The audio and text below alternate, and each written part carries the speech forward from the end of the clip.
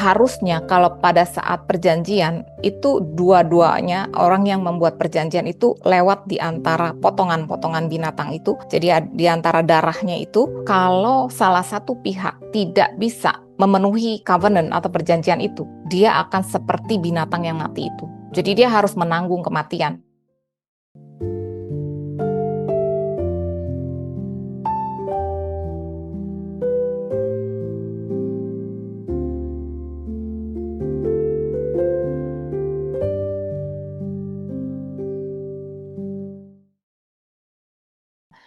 Tuhan mau mewujudkan penebusan, rencana penebusan dia. Akhirnya dia memanggil Abraham, gitu ya.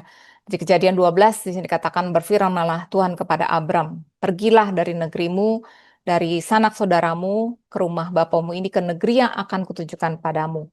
Aku akan membuat engkau menjadi bangsa yang besar, berkati engkau dan membuat namamu masyhur, dan engkau akan menjadi berkat. Aku akan memberkati orang-orang yang memberkati engkau, mengutuk orang yang mengutuk engkau, dan olehmu semua kaum di muka bumi akan mendapat berkat. Jadi di sini dikatakan olehmu, oleh keturunannya dia gitu ya. Karena ini juga nubuatan mengenai Mesias bahwa keturunan Abraham, Ishak dan Yakub itu akan memberikan berkat kepada bangsa-bangsa. Nah, kemudian di Kejadian 15 di sini dikatakan menjelang matahari terbenam, tertidurlah Abram dengan nyenyak.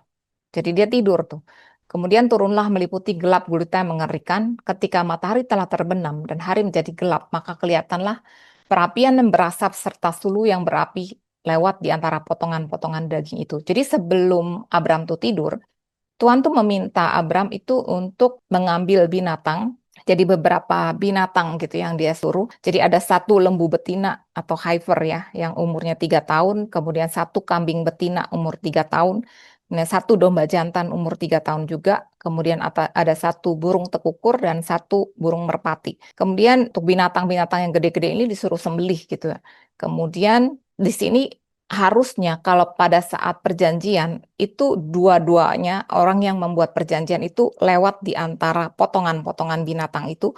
Jadi di antara darahnya itu. Jadi kemudian mereka melewati itu kemudian balik lagi gitu. Kenapa? Karena di sini adalah mencerminkan bahwa kalau salah satu pihak tidak bisa memenuhi covenant atau perjanjian itu, dia akan seperti binatang yang mati itu.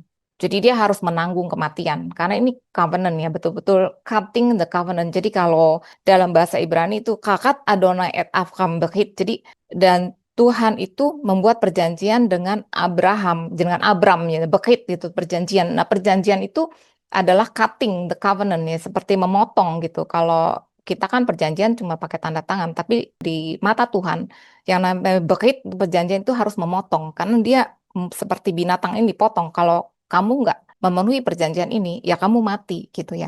Tapi di sini kita lihat bahwa Abram tuh tidur, tapi ada perapian yang berasap dan sulu yang berapi. Itu gambaran dari Allah Bapa dan Allah Anak. Jadi manusia itu direpresentasikan melalui Kristus, Yesus. Dia yang mengadakan perjanjian. Dia mewakili Abram gitu ya dalam perjanjian ini. Karena apa? Kita tahu bahkan Abram dan semua keturunannya itu tidak ada yang bisa memenuhi perjanjian itu. Jadi akhirnya apa? Manusia sempurna. Tuhan Yesus itu harus mati. Karena sama seperti binatang ini ya. Salah satu enggak memenuhi perjanjian harus mati. Kemudian pada hari itu dikatakan Tuhan mengadakan perjanjian dengan Abram serta berfirman, kepada keturunanmu lah kuberikan negeri ini, mulai dari sungai Mesir sampai ke sungai yang besar itu, sungai Efrat. Jadi di sini katakan Tuhan mengadakan perjanjian dengan Abram, padahal ada perwakilan Abram yang di situ ya, sebenarnya Tuhan Yesus sendiri, karena Abram di situ saat itu sedang tidur gitu. Nah, kemudian kita tahu setelah itu orang Israel eh, diperbudak di Mesir. Kemudian mereka tuh berseru-seru, mereka minta tolong karena perbudakan itu, kemudian Allah mendengar mereka mengerang. Lalu ia mengingat pada perjanjiannya dengan Abraham, Ishak dan Yakub. Jadi di sini Tuhan tuh denger ya, mereka mengerang pun, bahkan mereka tuh bukannya berdoa, karena bahkan dipercaya mereka tuh menyembah ilah-ilah Mesir gitu, tetapi mereka tuh mengerang gitu. Dan Tuhan mengingat perjanjiannya dengan Abraham, Ishak dan Yakub. Dan akhirnya ya melalui Musa mereka tuh akhirnya bisa keluar ya dari perbudakannya. Di sini dikatakan di Keluaran 12 darah itu jadi karena mereka pada saat mereka mau dikeluarin Musa bilang, kamu tahu taruh darah dari kambing domba berumur setahun itu di ambang pintu atas kanan kiri. Dan katakan darah itu menjadi tanda pada rumah-rumah di mana kamu tinggal. Apabila aku melihat darah itu, aku akan lewat daripada kamu dan tidak ada tulah kemusnahan di tengah-tengah kamu apabila aku menghukum tanah Mesir. Jadi ini adalah gambaran dari Kristus ya. Karena ya istilahnya semua manusia tuh harusnya sudah berdosa mati. Tetapi kalau ada darah, darah ya dari awal perjanjian tuh dimeteraikan oleh darah. Kalau ada darah, mereka hidup. Dan akhirnya mereka juga melewati Laut Teberau, Laut Merah, di 1 Korintus 10 ayat 2 dikatakan, untuk menjadi pengikut Musa, mereka semua telah dibaptis dalam awan dan dalam laut. Jadi ini adalah gambaran baptisan air dan juga roh. Gitu juga bahwa manusia itu ketika mereka berdosa, itu satu-satunya cara untuk bisa diselamatkan adalah dengan lahir di dalam, tidak hanya dalam air, ya, laut, tetapi juga dalam awan, di dalam roh.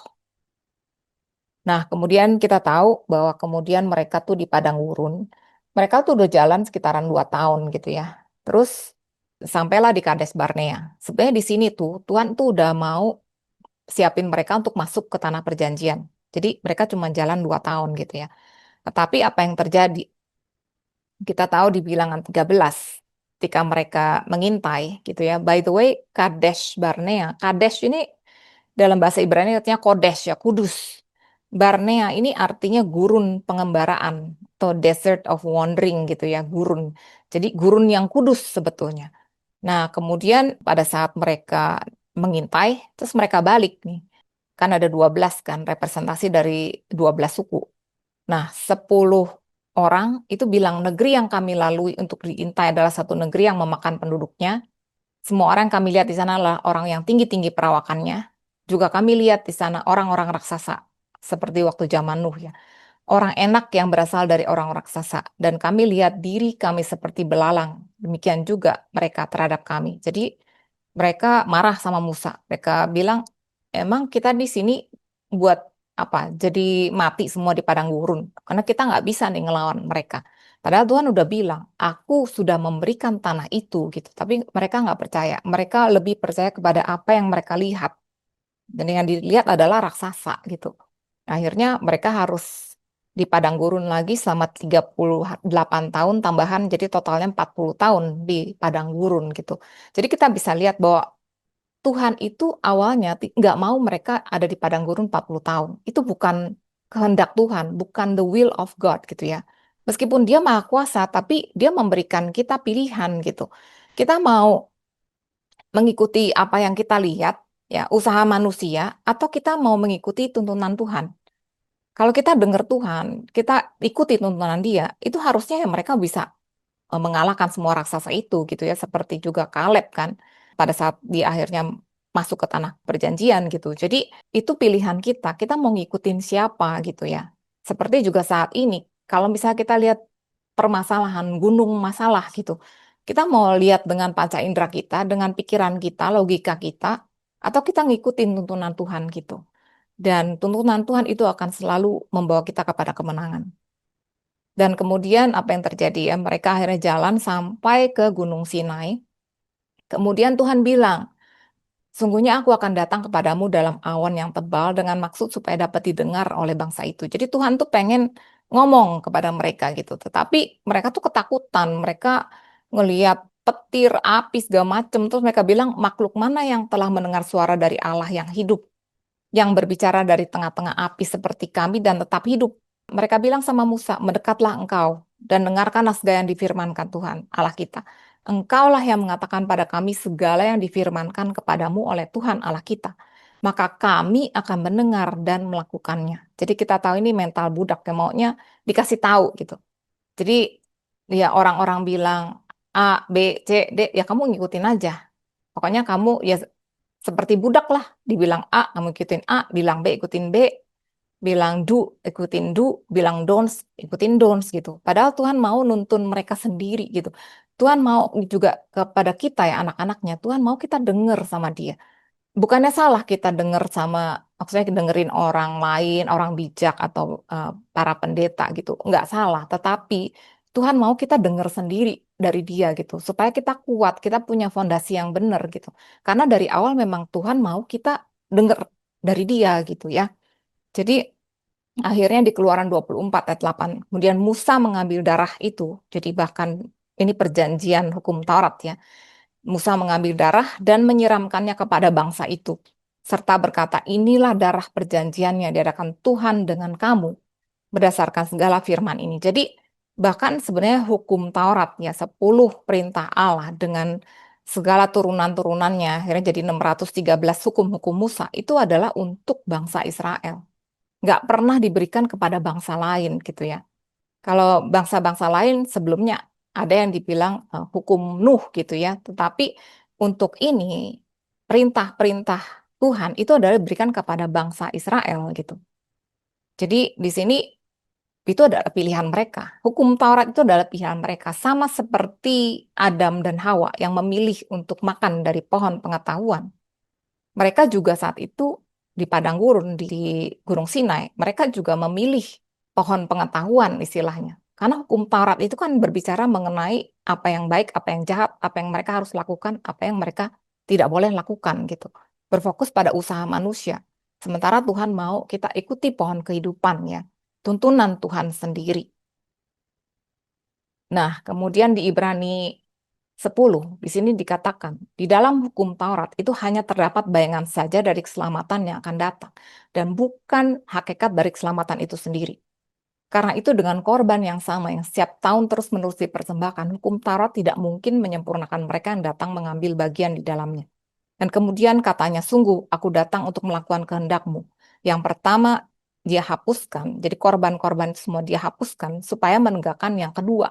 Apa yang kedua? Di sini dijelaskan. Inilah perjanjian yang akan kuadakan dengan mereka sesudah waktu itu. Ia berfirman pula, aku akan menaruh hukumku di dalam hati mereka dan menuliskannya di dalam akal budi mereka. Dan aku tidak lagi mengingat dosa-dosa dan kesalahan mereka. Jadi memang dari awal Tuhan tuh mau kita dengerin dia. Jadi akhirnya Tuhan bilang dia nggak mau. Hukum Taurat tuh cuma bayangan. Tuhan mau kita denger. Jadi dia akhirnya dia taruh hukumnya sendiri di dalam hati anak-anaknya. Itu adalah gambaran dari Roh Kudus ya, yang ada di dalam hati kita supaya kita bisa dengar sendiri dari dia dan kita bisa ngikutin tuntunannya dia gitu.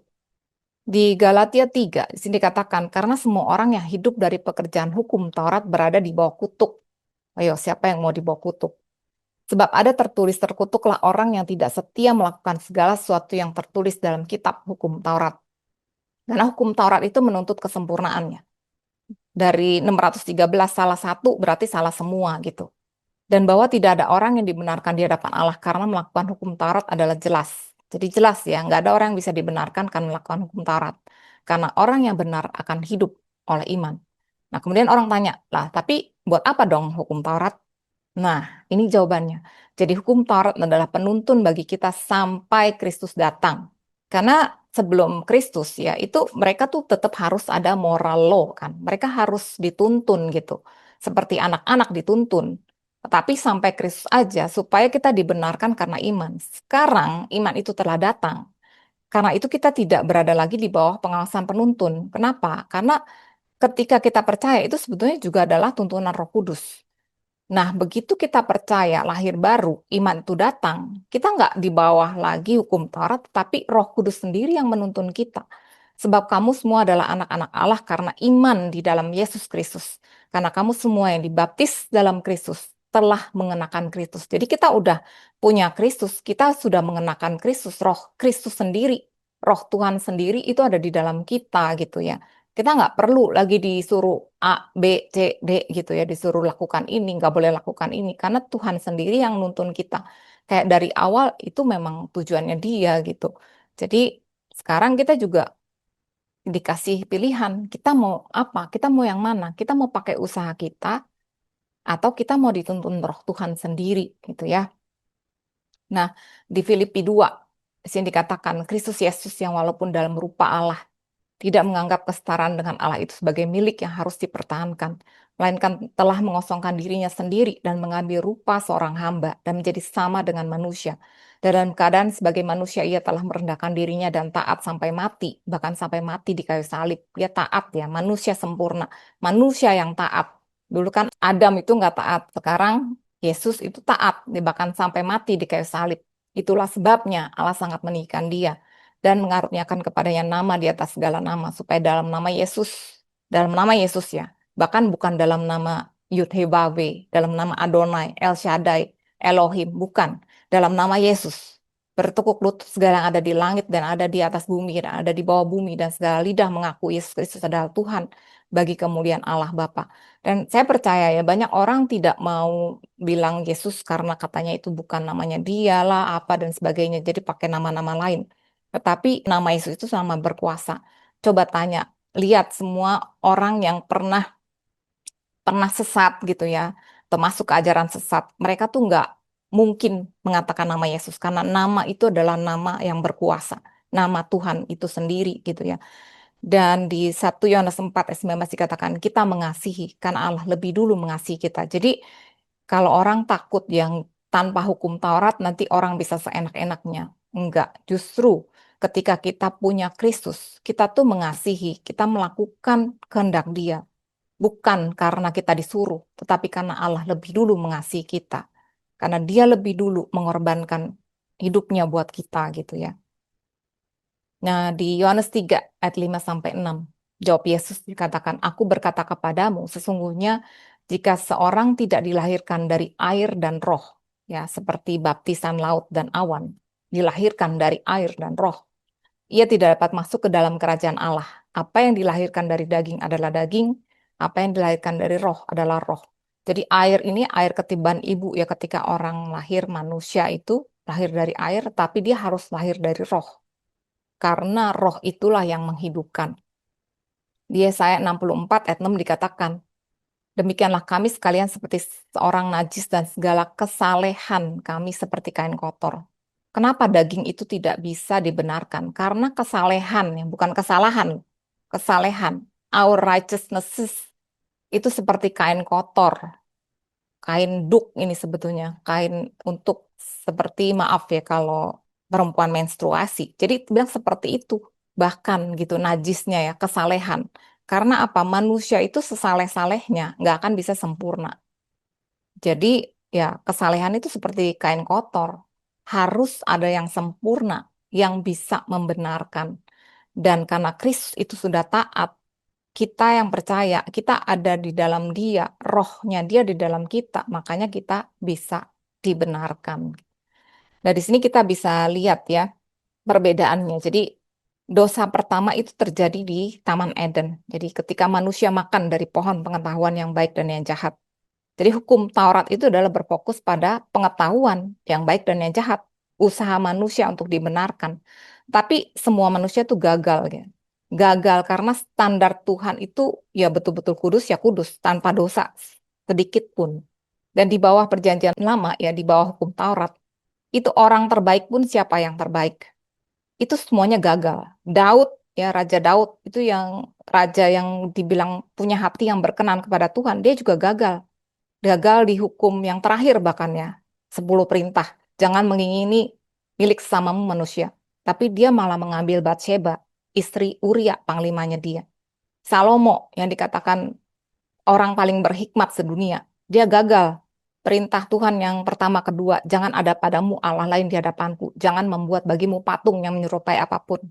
Dia memberikan istri-istrinya itu bikin patung-patung segitu banyak. Jadi manusia sekudus apapun itu pasti gagal. Nggak mungkin gitu. Jadi makanya harus ada firman Tuhan sendiri yang jadi manusia yang sempurna. Yang menggenapi seluruh tuntutan hukum Taurat ya secara sempurna. Dan dia menanggung hukuman atas dosa. Dia digantung di kayu salib. Di pohon juga gitu ya. Untuk menebus kita dari kutuk dosa dan kutuk maut. Jadi di Roma 5 ayat 17 dikatakan, sebab jika oleh dosa satu orang, maut telah berkuasa oleh satu orang itu, maka lebih benar lagi mereka yang telah menerima kelimpahan kasih karunia dan anugerah kebenaran, terima ya, akan hidup dan berkuasa oleh karena satu orang itu, yaitu Yesus Kristus. Jadi kita mau pilih kita mau ada di dalam Adam atau kita mau ada di dalam Kristus gitu ya. Dia bilang, kenapa Tuhan itu harus jadi manusia? Karena Tuhan itu pertama kali memberikan otoritas kepada manusia. Iblis berkuasa karena Adam memberikan otoritasnya kepada dia. Oleh karena itu harus manusia juga yang sempurna, yang ambil lagi itu otoritas dari iblis. Makanya Tuhan Yesus itu, firman Tuhan itu harus jadi manusia. Halo semuanya, salam sejahtera, dan semoga semua dalam keadaan sehat. Selamat berjumpa dalam Grace for Indonesia. Nama saya Rita. Saya dan teman-teman adalah bagian dari kelompok sel yang bernama Sola Gracia Life Group. Kalau kalian punya pertanyaan seputar topik yang kami bahas, atau ada topik menarik yang ingin kami bahas dalam pertemuan selanjutnya, ataupun kalian memiliki prayer request untuk didoakan, silakan masukkan dalam komen. Kami berharap apa yang kami sharingkan bisa memberikan semangat dan pengharapan, karena kita punya Tuhan yang luar biasa. Kalau video ini memberkati kalian, tolong di like, subscribe, dan di share, supaya menjadi berkat juga buat banyak orang. Terima kasih, Tuhan Yesus memberkati.